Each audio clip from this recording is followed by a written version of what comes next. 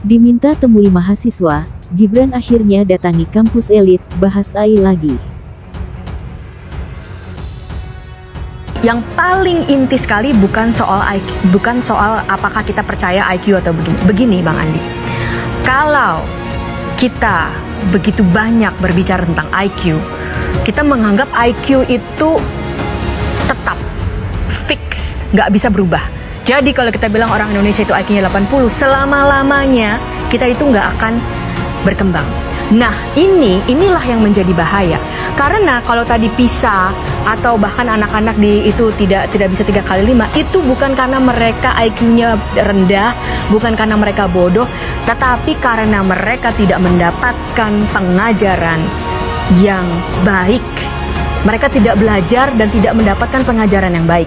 Itu Bang Andi. AI ini toolsnya banyak ya, Tom ya, Ray. Jadi ada yang bisa membantu kita untuk bikin musik, macam-macam, untuk research, feedback, untuk brainstorming, macam-macam. Tapi kalian harus memanfaatkan ini untuk hal-hal yang baik ya. Jadi jangan bikin video-video AI yang provokatif, deepfake atau apa, jangan. Jadi untuk kegiatan yang produktif ya.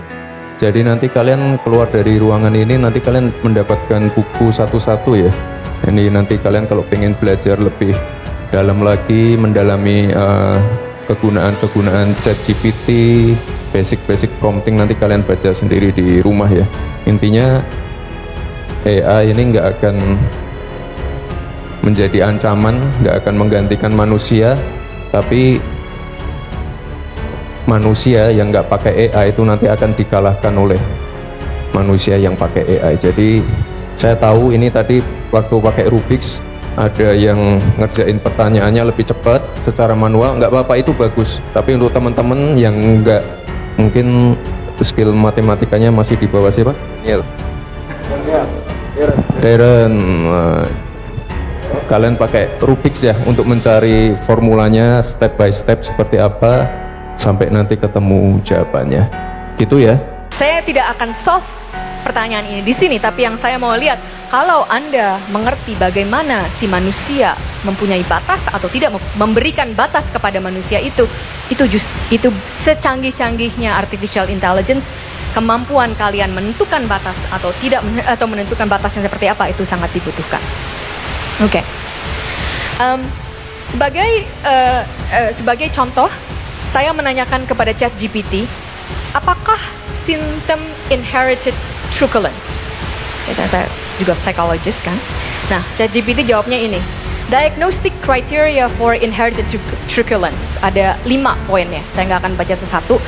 1, a tendency to experience and express aggressive, and so on.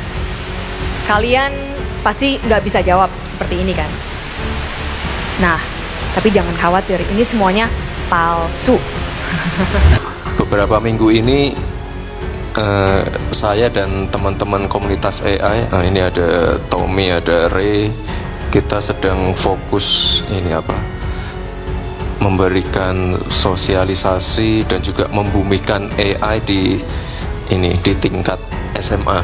Harapannya nanti ke depan bisa SMP, SD sampai TK mungkin. Jadi kemarin kita belajar yang basic dulu lah.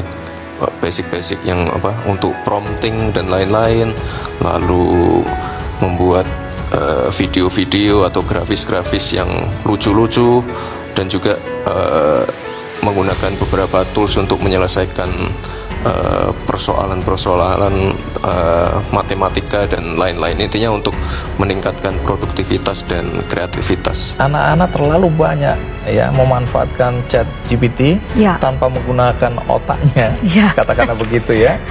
Ketergantungannya tinggi sehingga mereka tidak punya kemampuan untuk berpikir kritis berpikir kreatif. Hal yang sama terjadi dalam dunia kerja.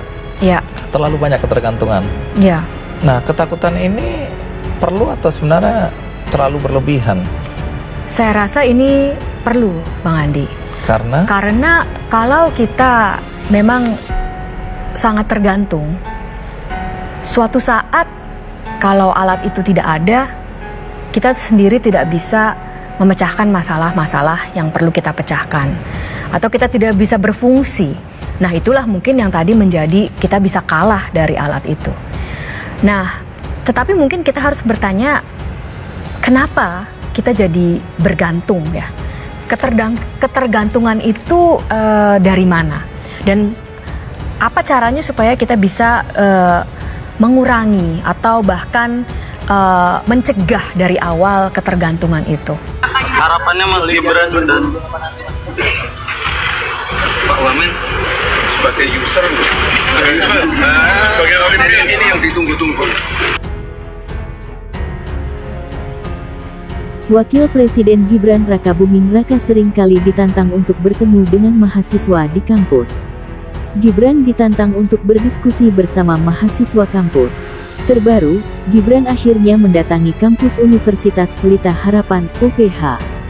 Gibran khususnya mendatangi Fakultas Kecerdasan Buatan alias AI.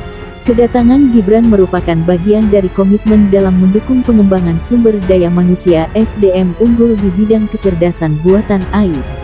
Kunjungan Gibran berlangsung pada Kamis 20/3 di UPH Kampus Lipo Village, Tangerang.